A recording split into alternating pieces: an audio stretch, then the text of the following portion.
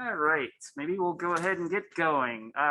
Good afternoon, everybody. Happy Monday after the holiday. My name is Jim Gall. I'm a professor at the University of Washington, Tacoma, coming to you from the campus, which is why I am masked up. Hope everybody is doing well, and thank you for joining us for our climate resilience and mitigation talks.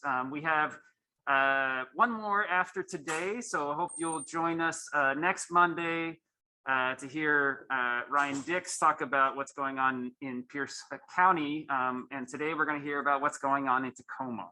So without further ado, so the way this is going to work, if you have questions, please chat those to me. I will feed them to our speaker after she is done with her amazing talk. And let me know if you have any issues otherwise. We will be recording this, and so if anybody missed it, if any folks who want to share this with afterwards, I'll be sending that out with the announcement for the talk coming up on next Monday. So stay tuned for that. I apologize for those of you who are normally waiting for that. There seem to be some issues with trying to share it with the Enviro News listserv. Hopefully they'll get that fixed. We can get this out to everybody. All right, without further ado, our speaker today, Kristin Lynett, is the City of Tacoma's Sustainability Officer and has been with the office since it was created in 2009. She led development of the 2030 Climate Action Plan and plays an integral role in supporting other departments and community partners in advancing equitable climate action. She received her bachelor's in environmental science from Willamette University and her master's from the Evergreen State College. Welcome, Kristin. Hi, Jim, and everyone else. Nice to be here and share with you, and hopefully we can have a little discussion when I'm done about Tacoma and climate action. I'd be curious, maybe with a virtual raised hand, who has kind of been following our climate action planning process for the last year?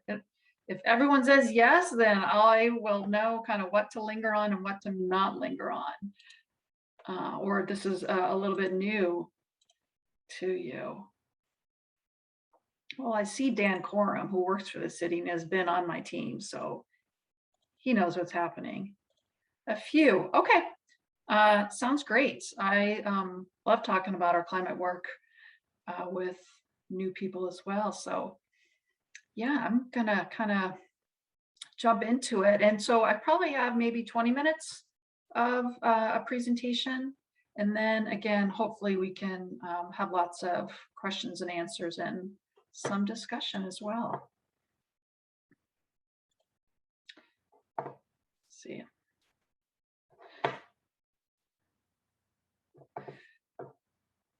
All right, so yeah, as you all know, we are in a climate emergency, and our city council officially declared one for our city almost 2 years ago at this point. And we really need action now. This next decade is really crucial. And while we've had meaningful implementation of actions in the past decade that have contributed to real positive impacts to our community, it's not enough. We've been using more than our fair share of our planet's remaining carbon budget, and our business as usual path is too gradual. And really why these reductions can't wait is that our planet is at this tipping point where global systems won't be able to reverse themselves.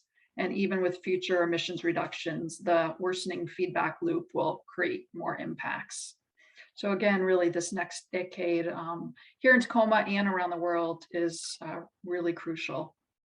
So this graph shows where our emissions within the city have been and where they could go if we maintain business as usual or no new actions. And then it diverges here in 2021 and shows where we need to be to reach our city's climate goals that are consistent both with Washington State and the Paris Accord. So that's a pretty big gap between where we would be with no new actions and where we need to be. As you know, we're already facing devastating climate impacts, and you've heard about some of these if you've attended some of the prior sessions with Jim. Scientists have modeled that climate change contributed to additional deaths in Washington from wildfire smoke a little more than a year ago, and the heat wave this past June at over 600 additional deaths. I would imagine some of those were Tacomans as well. And yeah, you know, there's a couple months ago, I saw there was a new study, an international study that looked at young people around the world and their feelings around climate change. And overwhelmingly came out with that young people grasp how dangerous climate change is and how political inaction is really exacerbating much of those. And it's real deep, I'm sure for many of you, it is very deep and daily stress, negative emotions, and worry that are impacting young people around the world, often on a day-to-day basis. So the way that government hasn't been addressing climate change is affecting the mental health of young people. But I kind of want to get past now the doom and gloom, and really we're here to talk about the action. And I really feel like there's a tremendous amount of opportunities with transitioning to a low carbon future, and with some significant new state policy and federal funding. We hope that this city's new climate action plan sets us up to support our communities and businesses.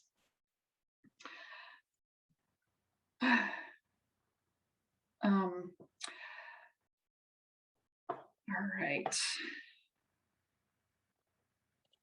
Next slide. So in order to figure out what actions we need to take, we need to understand where our emissions come from. So this is a high-level profile of Tacoma's emissions. This is important to note that this is only an assessment of the greenhouse gas pollution that was created within the city of Tacoma. And as always, in years past, transportation is our #1 source, followed by industrial, and then our buildings. If we were to include greenhouse gas pollution from items produced outside Tacoma that we buy to eat or to use, our greenhouse gas pollution would nearly double. You can see that on the very right dashed column there that says products and consumption. New technologies and the products that we consume can have severe impacts to environmental health and local communities around the world that are often in frontline or developing countries. So while we don't officially count those emissions, it's important to reduce our consumption as well. And we can't just slow growth of emissions, we must reduce and reverse emissions.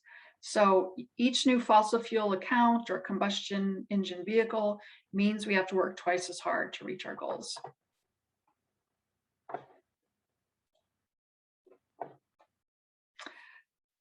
So our climate action plan, that I'm really excited that City Council is hopefully going to be adopting through resolution tomorrow night.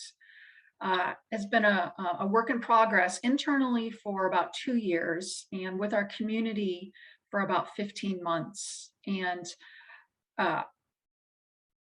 there's no way I can get into kind of all the sections of the plan. This is a little bit of the table of contents, and I'll make sure to put the link to the plan and the plan's webpage in the chat as soon as I'm done here. But we worked hard with both a lot of internal departments. I bet we worked with 50 different staff across virtually every city department over the last 2 years. We worked with, we heard from over 1,000 community members in this planning process, really trying to focus a lot of our engagement on voices that we haven't necessarily heard from in the past. So that's a lot of frontline community members, or those that are going to be impacted first and worst by climate change. And really, as we were developing this plan, recognizing that we needed to center community and center community voices in this plan. So as you can see from this slide, that we really wanted it to be more people-centered. We've even created fictional stories that really embed all the actions that we hope to do over the next 9 years into this better Tacoma future in 2030, to really highlight how these actions that we may sometimes feel behind the scenes can really have an impact on everyday life. Some other important notes around this climate plan is that we really wanted it to be measurable, action-oriented, but also gave some background, again, on the financial impacts of this, how we could fund this plan, and again, a lot of details around the community feedback that we received.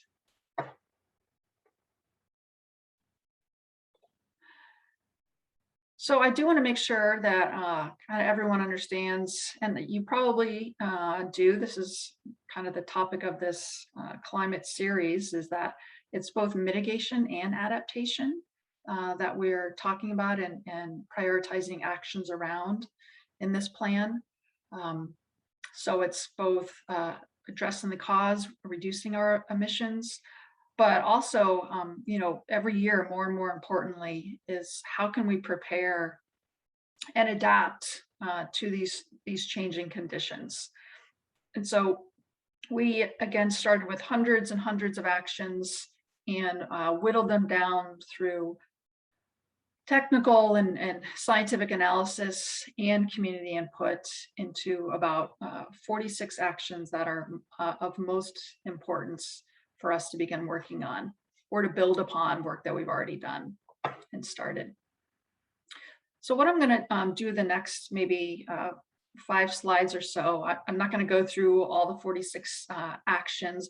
I'm just going to really highlight some of them, and how we're doing this and how we're really trying to communicate this both to our city council and to our community is that it's not a climate or.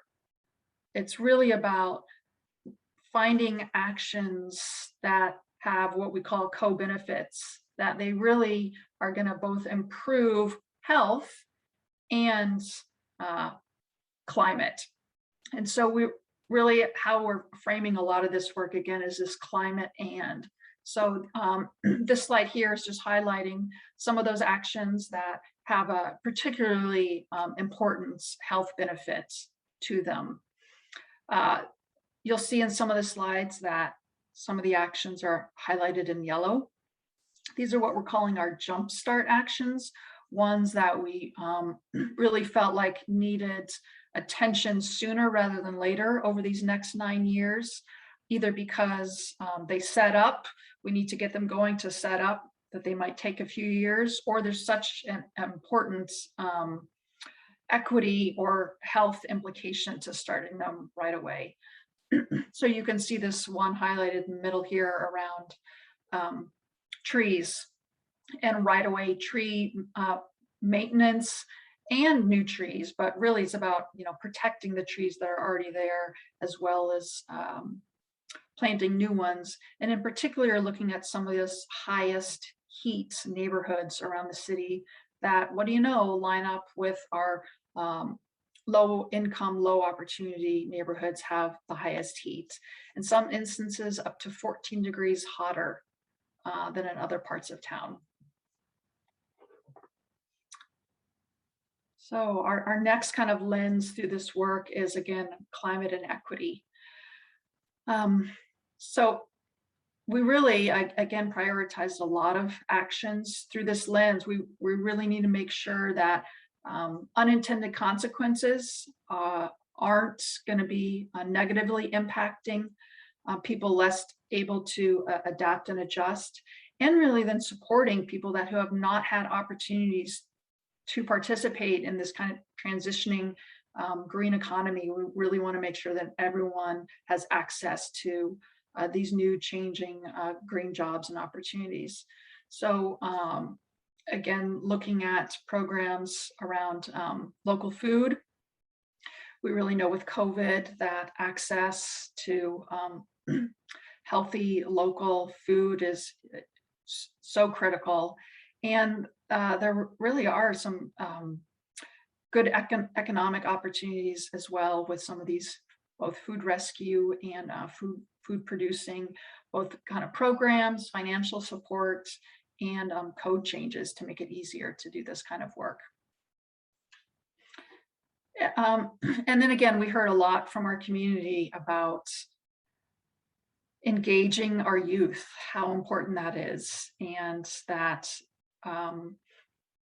clearly because our youth are going to be living longer in these changing and more disrupted communities, but they really have a lot to offer, and we need to just be providing tools and support and training to really set them up to be future leaders in this work. So the next is climate and housing. Affordable housing, homelessness is certainly serious issues that we in Tacoma and many parts of the country are facing.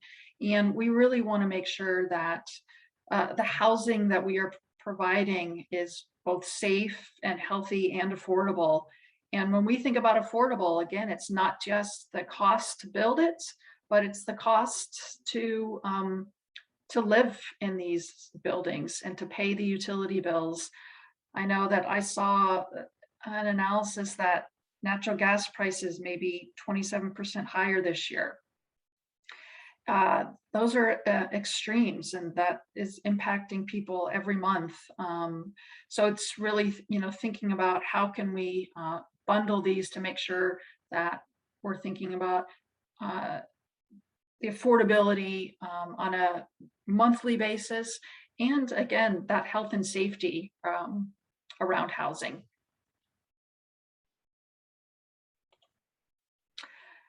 Again, climate and safety. Sometimes I've been thinking more about safety in a much bigger, broader sense than, the traditional, maybe police and fire, that traditional role of safety. And,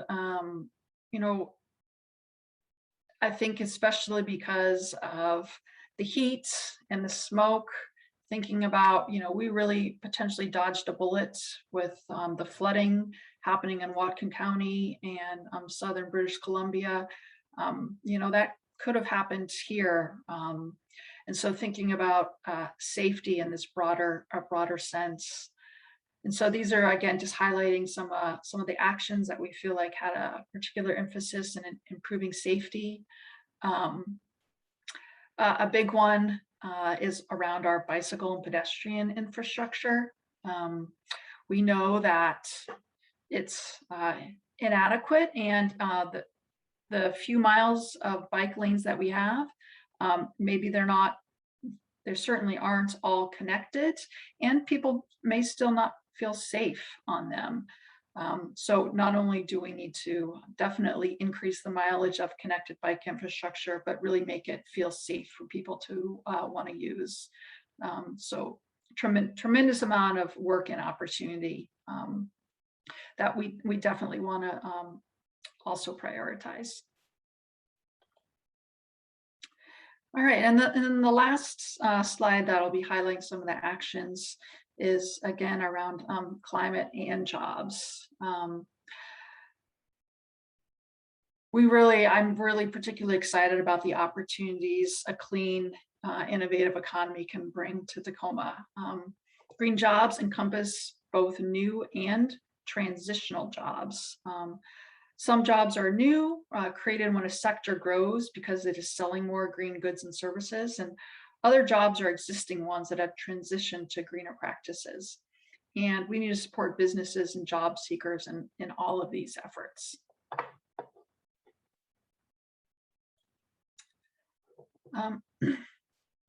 I really felt like in the development of this plan that it was important to tell the whole story around climate change. And yes, while the price tag of this climate plan is large, at an estimated $2.5 billion, but the lost opportunities and damages occurring because of climate change are even larger. The costs of climate impacts, including the loss of human life, reduction in quality of life, disruption of critical services, and loss of economic assets from natural hazards and extreme events, is projected to be over $3 billion by 2050. And yes, these costs to our Tacoma community are due to global climate change. They don't directly correlate to Tacoma's own emissions, but we can make adaptation and resiliency investments to try to minimize the damages to our people and infrastructure. And the savings and efficiencies due to these climate action investments could be billions more than the initial investments. So again, a model that we could be saving through our climate mitigation investments, 3.4 to $6.7 billion by 2050, and creating thousands of new jobs as well. These kind of new jobs could include design and construction of zero carbon and resilient buildings, retrofitting to existing buildings, installing active transportation infrastructure, improving industrial processes, and managing diverted waste. Some jobs would also be lost or will have to transition to other sectors as investments are shifted. For example, reduced operations and maintenance of electric vehicles compared to conventional ones. However, investments made across all sectors create a net of approximately 40,000 person years of employment in Tacoma from 2019 to 2050.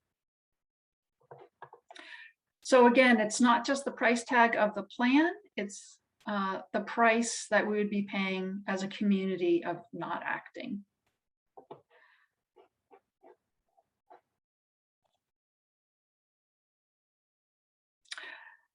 So I want to highlight some of these opportunities. I am probably more excited about this work than I have been in many, many years. Our climate plan, as I mentioned, is scheduled to be voted on, hopefully adopted by City Council tomorrow evening. It's definitely the most ambitious climate plan that we've had here in the city. I think we really did a great job of identifying high priority, feasible, and equitable actions. So I'm definitely excited to kind of leave this planning stage behind and move into implementation. And as I mentioned, there is more money coming to this work than there ever has been before. Washington State passed a couple of really important bills last session, the Climate Commitment Act and the Low Carbon Fuel Standard, which will bring in billions of dollars of investments into our state that can be funneled down to the local level and local communities starting in 2023. And then with the federal infrastructure package, there's going to be billions and billions for years to help us with this climate and work. So I'm super excited that we have this new high prioritized actions through this plan. And now hopefully we will have some resources to help us implement this plan.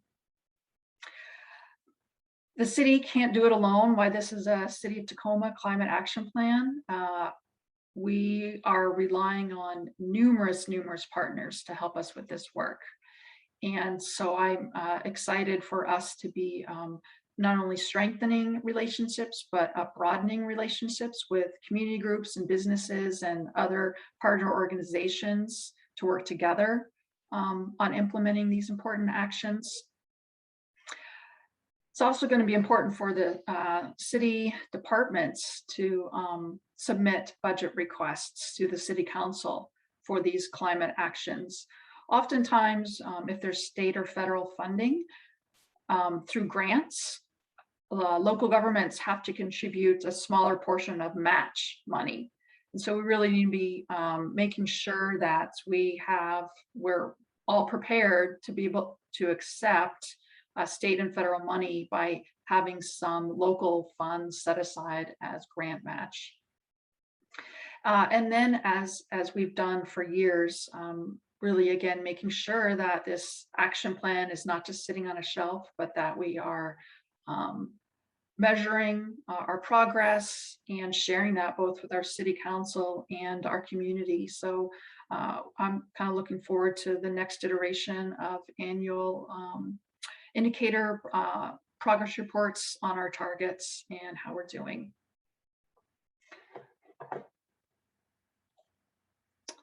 So, what you can do, I'm sure you already all know, the steps you can do in your household to reduce your own household's carbon footprint. But I really feel like I wanted to stress staying engaged in this work. And again, just holding your city council members accountable for implementing this plan. There's lots of ways to do that. I've just described some of the engagement opportunities here on this slide, and we'll make sure we get the slide out to all of you so you can click on all of these links to learn more. But yeah, community involvement is really crucial to local government work across all different fields, but especially making sure that our council members know that it's top of mind for our community is really important. All right, and that is my last slide. So it looks like we have plenty of time if anyone has any questions or comments. And sorry, I went through an awful lot. There's lots of pages on our climate action plan webpage to dive into all of that in much more detail. But yeah, I'm excited for the next few years about what we can do here in Tacoma to advance equitable climate action. Thank you very much, Christy. That was wonderful. I have a few questions. I thought I'd start one off. You mentioned savings or efficiencies from some of the actions. Can you give some examples of what those would look like, or what they might look like? Yeah, I can. So some of those could look like efficiencies and equipment, for example. So savings on, first of all, fuel use savings, switching to electric vehicles, for instance, those efficiencies there, but then efficiencies in building equipment, both from a home, commercial, and industrial. Let's see, what are the other savings? Reduced maintenance. Sometimes there can be increased revenue. So with the low carbon fuel standard, organizations that are generating low carbon fuels, including electricity, have the opportunity to generate credits or revenue. So those are some of the examples around reduced energy use, reduced maintenance, carbon cost savings, and increased revenue. Gotcha. Have a more involved question, but basically, how does the city council deal with economic growth goals while dealing with climate action goals? How do you marry those things together so that the economic growth goals don't defeat your climate action goals? Yeah, and again, we're certainly not trying to look at it as, again, economy or climate. It needs to transition to be an economy that supports healthy and climate safe future. So we do have a whole section on the green economy. So there, I think we prioritized 8 or 10 actions around green economy support. One of the things, one of the jumpstart actions coming out of this is in next year, our economic development department is going to be leading a stakeholder effort to develop a green economy strategy. That again, my hope is that it kind of becomes the economic development strategy for the city, that we don't have kind of a separate green economy and then our regular economy, but that we really look at how can we help, again, jobs and businesses transition to become greener, as well as creating and capitalizing on new job opportunities here in our city. So that's what I'm hopeful for. I know, not every move is going to be perfect, but if we, again, keep this top of mind, that it just feels like it's coming. This transition is coming, and we can either fight it and be left behind with jobs or with grant opportunities or other investments, or we can seize it, especially with our clean electricity. We have so many advantages for businesses to be locating here that I hope that we can have a productive and innovative new green economy strategy for the city. Great. Evelyn wants to know, so connected to the idea that transportation is the largest chunk of greenhouse gases that we currently have within the city itself, or within what the city is accounting for. So is the new link that's going in right now, is that part of a larger green public transportation plan for the city? Well,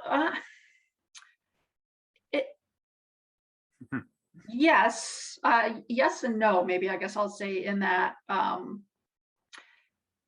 we have a transportation master plan that the city council adopted about 4 or 5 years ago. That definitely what we call the green transportation hierarchy, where it looks at prioritizing active transportation and transit first. And so the link extension certainly kind of fits within those priorities for this green transportation hierarchy. Where I say no is I don't know that,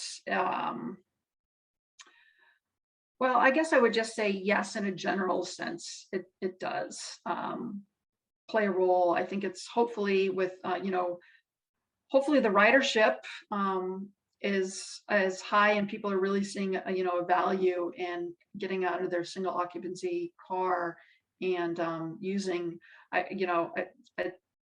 it seems exciting for the campus that, you'll be all across all sides have access to transit services. So I think it is, we are excited about electric vehicles, but also knowing that at the city and at the state, we can't reach our climate goals just through electrifying vehicles. We also need to get more people to be driving, to not be driving, even if it is electric vehicles. That's a really good point. I think that one of the things we've seen on our campus is that, this is a question, how does the city and its climate action planning address the needs of kind of the bigger employers or bigger draws of people? And I don't know, within the climate action plan, are students coming to the university included in your accounting for like transportation greenhouse gases? Because that's 5,000, 6,000 people driving into and out of the city. I can't remember. We had some consultants helping us with a lot of the transportation modeling that way. And so I know the Puget Sound Regional Council does a lot of the transportation modeling throughout our region. And so we've kind of tried to downcast and take those parts of the modeling and the surveying at that multi-county scale for Tacoma. So I'm sure they didn't get UWT specific data, but I would think and hope that those trips were incorporated into some of the other planning around that. But yeah, again, it's going to be getting people out of cars, again, even if they're electric, there's economic benefits to that, and there's safety and health. You know, vehicles can be harmful and unhealthy in other ways as well. So I think, yeah, I'm not sure exactly how large those large employers, I don't know, Jim, if you all are, how closely connected you are with Downtown on the Go and some of their programming and advocacy and education elements to help some of those large employers in their commuting. By the way, other folks can't see it, but there was a shout out from Finland, believe it or not. So the environmental engineer for the city of Carina in Finland was here attending and was impressed with how you managed to motivate people and companies to do the actions that you need. So hopefully we can maybe have a sister city involvement with Carina. I have to go look and figure out where Carina, Finland is. So I'm glad to see some international involvement here. Let's see, any other questions from folks? Let's trying to think of other folks. I'm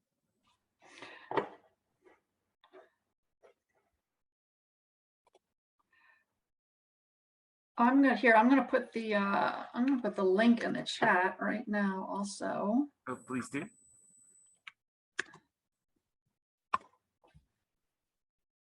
There you go. I guess I would be curious too, if anyone, I'm curious what, yeah,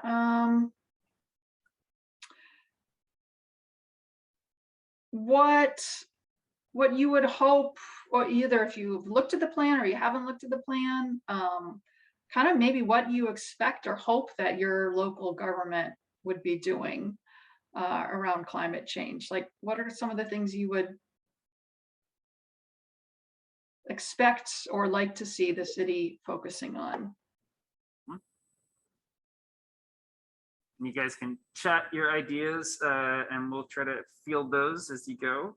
I think, you know, one of the things that I think is interesting from the standpoint of at the university is trying to figure out how does the city efforts feed into what the university does, right? And especially for UW-Tacoma, where our students are mostly commuting to campus, we feel like there's a big, you know, we are potentially a big player, unfortunately, in creating greenhouse gases from that transportation end of things. But at the same time, sometimes the city's efforts don't seem to connect directly to incentives or whatever for the university. So I'm wondering, for me, I think that's one of the big questions is how do employers and the city sort of work together to help figure out what incentives work to reach city goals as well as those employers' goals? Or do you have goals for the employers in city of Tacoma? Well, I know that large employers have to comply with the state's commute trip reduction law. And so UWT would certainly be one of those. And so there are some loose requirements. I would just say, I don't know if you all do this or not, but all city employees get Orca passes. And so to me, that is a huge benefit to employees and the city, that we have those cards. We can use it for commuting. We can use them for personal trips. And so I don't know, do students and staff get Orca cards on campus? The students get them, they pay for them themselves. Actually, there's a system at this point the students instituted, so it's a benefit that they it's in their fees. Okay, So the students get one, but they more or less pay for it. Employees do not. We might get some discount, but I don't even know if that's true anymore. So we can get them, but I'm not sure how much of a discount there is from our employer for that sort of thing. So it's a big number of people potentially. And I think the other thing that we've run into here, which I'm thinking also for other employers, is where do our employees come from, and is public transit viable from Puyallup or other places? So I think there's some of the things to think about. But that's just some food for thought. I do have some other questions in here. Crystal wants to know, is the city coordinating with other jurisdictions like the county? yeah, good question. Yeah, we try to. I meet monthly, if not more regularly, with Ryan Dix and his team at Pierce County. We meet regularly with the ports, sustainability and air quality staff. I know we meet with Metro Parks.